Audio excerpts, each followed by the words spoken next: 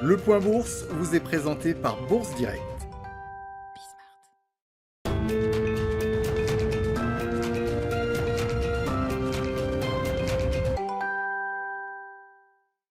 Tendance dans le rouge à la Bourse de Paris avant l'ouverture des marchés américains. Marché américain attendu dans le rouge également de leur côté, à en croire les contrats futurs sur les indices. Pour rappel, vendredi à la clôture, le Dow Jones clôturait à l'équilibre justement à 31 494 points.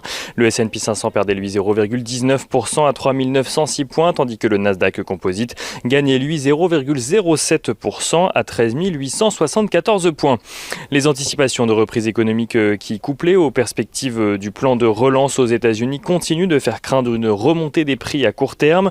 Le 10 years break-even rate, qui calcule les anticipations d'inflation à 10 ans, continue d'évoluer sur ses plus hauts depuis 2014, aux alentours de 2,16% aujourd'hui. Des craintes qui se ressentent dans les rendements obligataires aux États-Unis. Le taux à 10 ans qui est actuellement à 1,38%, tandis que le taux à 30 ans est lui aux alentours de 2,17%. Une remontée des taux qui alimente les craintes de plusieurs experts de voir une contraction sur les marchés actions à court terme.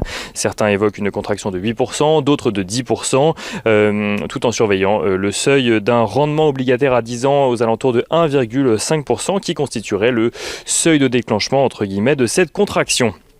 Il n'en reste pas moins que les investisseurs ont du mal à trancher sur l'attitude que pourrait avoir la Fed face à la reprise économique anticipée. Certains anticipent que les indicateurs économiques forceraient l'institution à limiter sa politique accommodante, tandis que d'autres s'attendent à un désengagement en douceur de l'institution.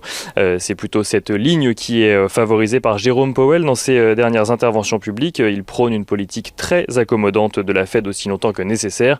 Jérôme Powell qui doit d'ailleurs s'exprimer devant le Congrès aujourd'hui et demain dans le cadre de sa déclaration de politique monétaire semestrielle.